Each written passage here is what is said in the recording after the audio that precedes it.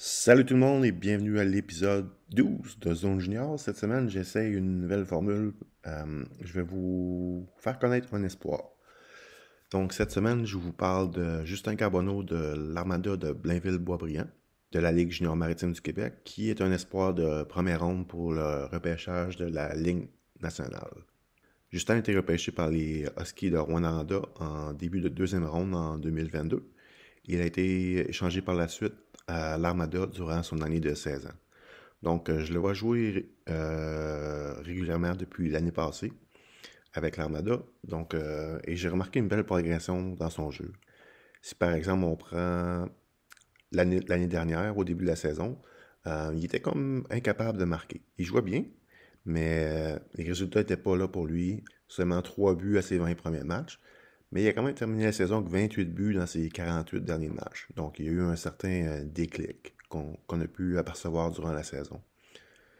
Donc si on regarde ses statistiques en date d'aujourd'hui, qui est le 18 novembre, juste si on regarde pour les buts, il avait compté 8 buts à ses 52 premiers matchs dans la Ligue. Depuis ça, il en a compté 41 à ses 69 derniers. Donc, on voit une belle progression ici. Comme je vous dis, c'est une belle progression depuis le début de l'année dernière. Même s'il ne marquait pas beaucoup, je trouvais qu'il jouait bien quand même. Je parlais souvent avec des recruteurs qui l'ont vu jouer Midget 3 avec Lévis dans la Ligue Midget 3 du Québec. Et la phrase qui me revenait souvent quand je leur parlais de ce que je voyais dans le junior de lui, c'était qu'il a l'air d'un prospect professionnel.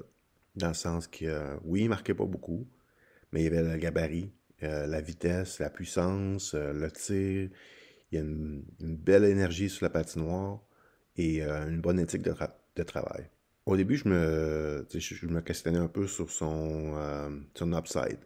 Évidemment, avec 3 buts en 20 parties, tu ne vas pas projeter un joueur à sortir au repêchage avec des statistiques comme ça.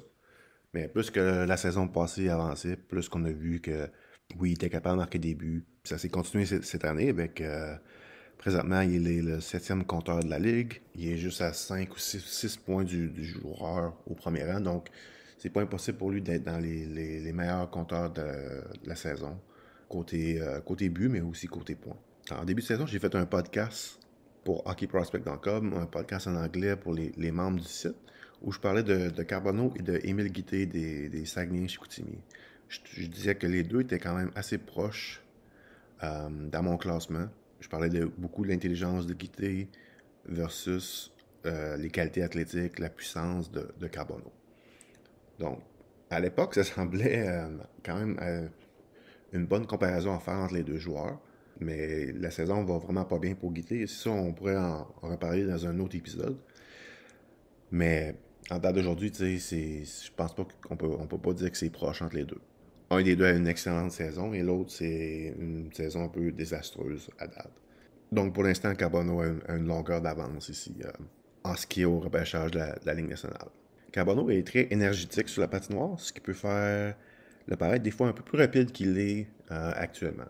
C'est un joueur qui a une bonne technique et c'est un bon patineur qui est au-dessus de la moyenne, mais je veux pas, c'est pas un patineur que je noterais comme excellent ou élite. C'est un patineur qui se, alentour de, on peut lui dire qu'il serait décent ou un bon patineur en ces deux-là.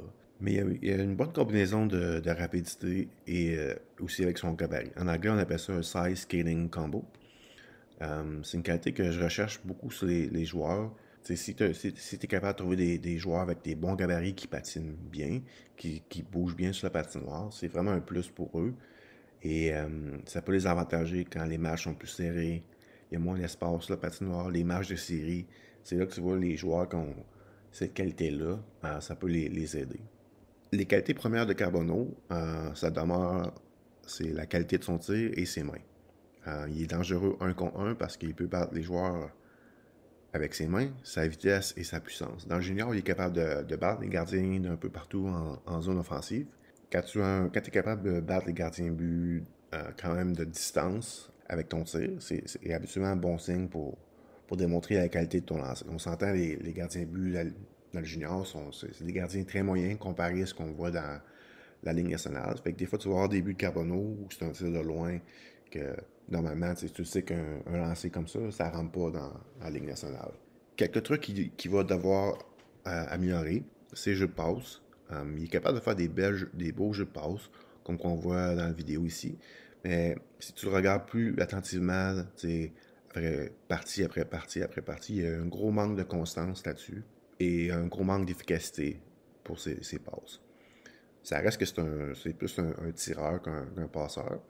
Mais on remarque le manque de constance, on voit de partie en partie.